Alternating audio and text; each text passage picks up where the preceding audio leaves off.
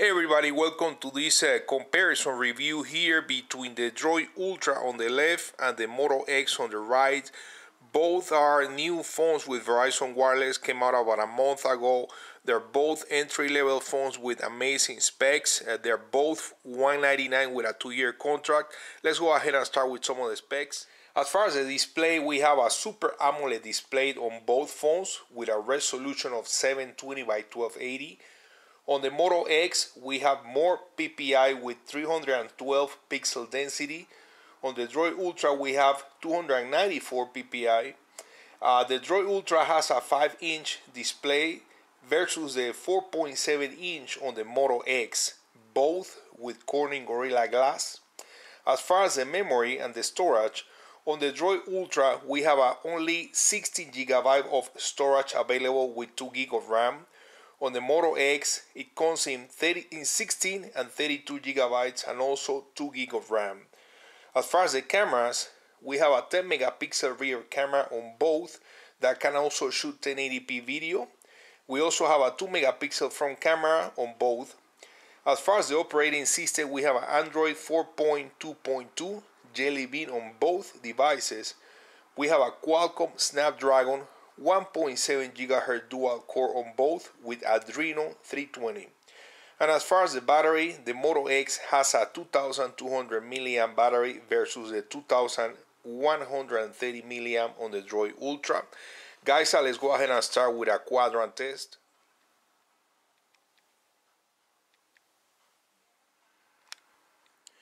Alright guys, so we got the results here. Let's go ahead and take a look and start with the Droid Ultra. On the Droid Ultra, we got a score of 8,833 points. On the Moto X, we got a score of 8,653 points. So basically, it's about 200 points difference. The Droid Ultra actually scored a little bit higher, but they're both really good phones, and that's a really good score for dual core phones. Let's go ahead and take a look at Google Chrome and try to open different pages. And we're gonna do the voice search.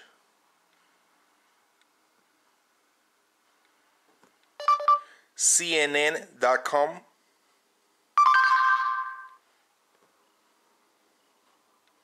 Both phones are connected to the same Wi-Fi. Let's try a different page.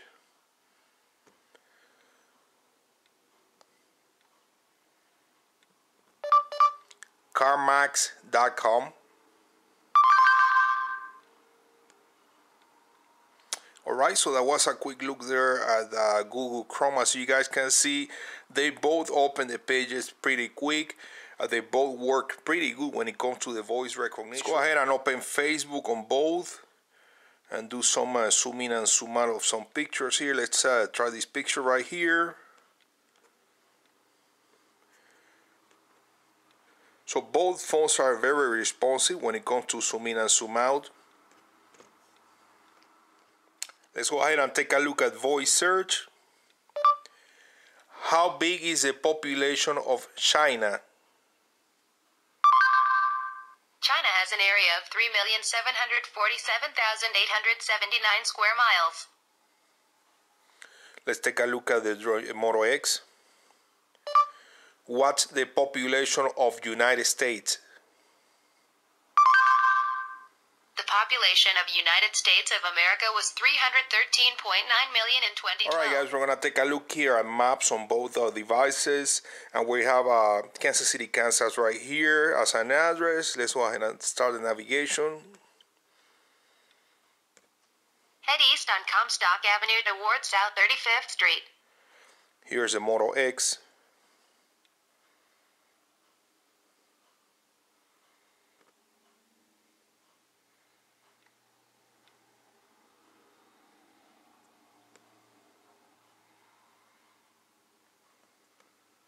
Head east on Comstock Avenue towards South 35th Street.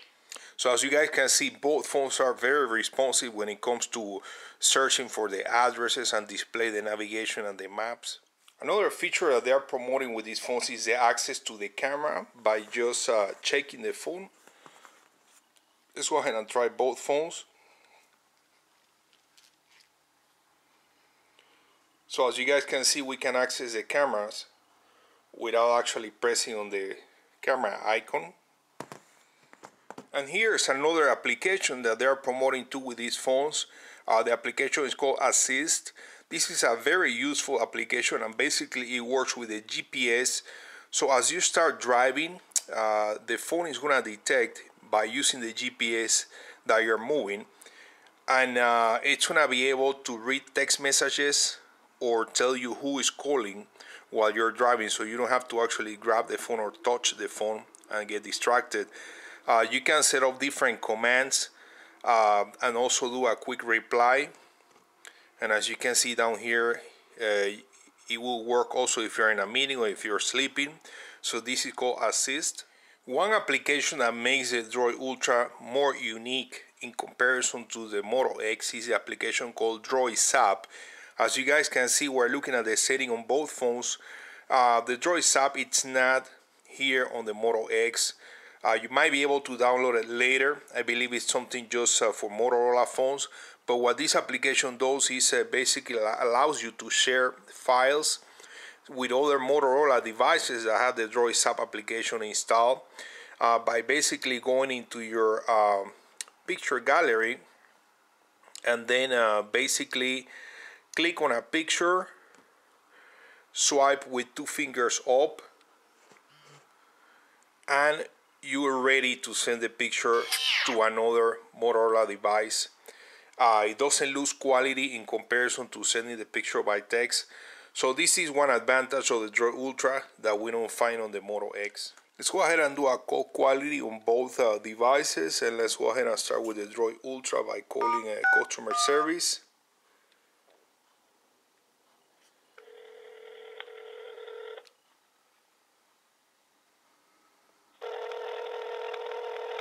Welcome to Verizon Wireless.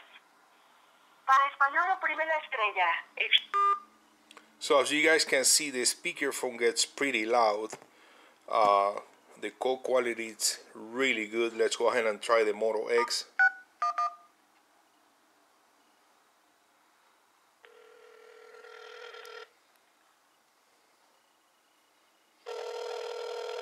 Welcome to Verizon Wireless. Para español, oprime la estrella. If you're calling... So as far as the call quality, both phones are amazing. They offer very good quality.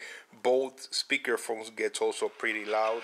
We're gonna take a look at the game Nova 3 right now on both phones, just to see if both phones are able to handle the graphics. This is a really high graphic game. So let's go ahead and start with the Droid Ultra.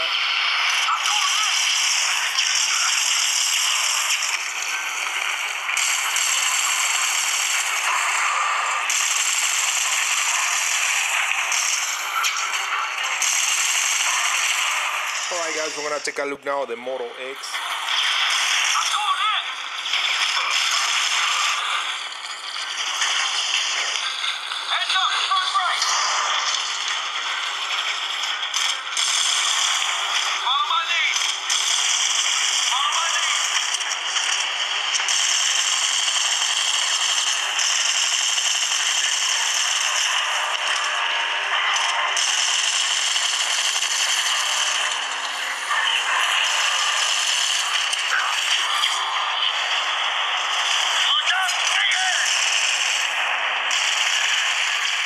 Alright guys, we're going to take a look at the camera's interface.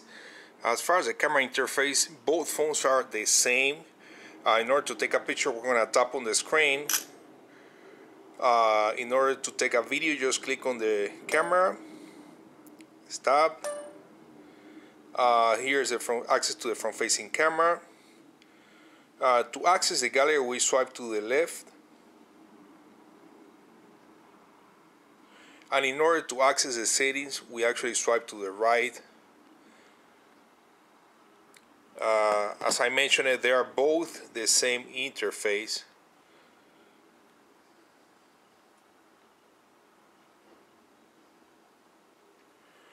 And as far as the gallery interface, again, same thing, it's the same, as you guys can see. So both phones offer the same picture quality and video quality.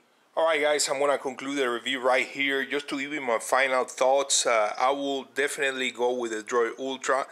You know, it's the same price, $199. You get a bigger screen. The phone is actually thinner, as you guys can see. The Moto X, it's not a thick phone, but it's not thin. It gets pretty thick here on top.